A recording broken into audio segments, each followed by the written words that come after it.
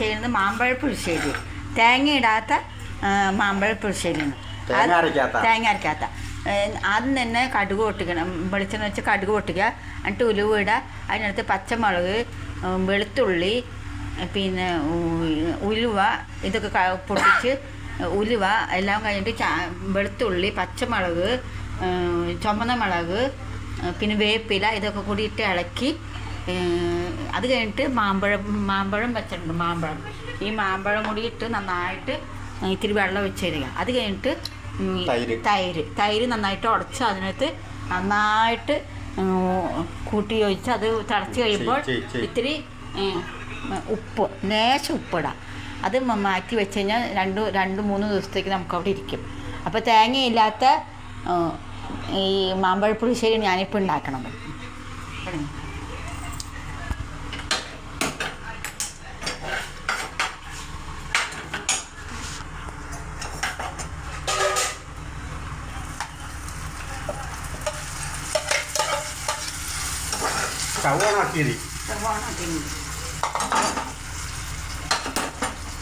അടിയിലാക്കില്ല.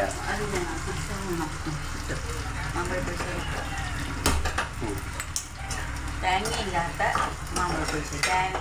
എല്ലാം കഴിഞ്ഞ് ഈ പഴമാങ്ങ 2 പഴമാങ്ങ ഇട്ട് ഇത്തിരി വെള്ളം കൂടി ഒഴിക്കുക.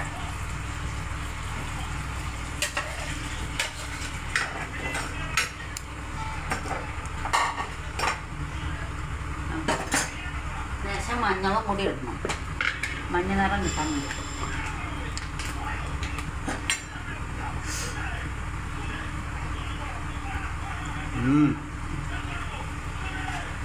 മഞ്ഞൾ അത് ഇരട്ടണം. തൈര്,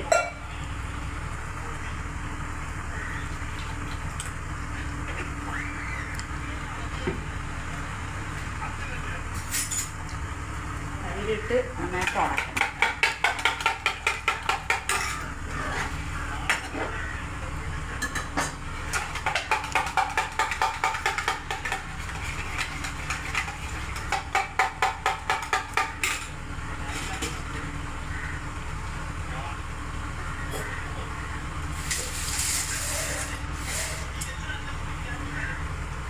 മാമ്പഴം ഒന്നുകൂടി വേകാൻ വേണ്ടി ഇത്തിരി കുളം കൂടി വെള്ളം ഒഴിച്ചാൽ നല്ലതായിരിക്കും. അതുപോലെ തന്നെ മഞ്ഞൾപ്പൊടി ഇട്ട് ഇതിൻ്റെ നിറം ഇത്തിരി നന്നായിട്ട് തിളച്ച് കഴിയുമ്പോൾ നമ്മൾ ഈ ഉടച്ച തൈര് അതിൻ്റെ ചേർക്കണം.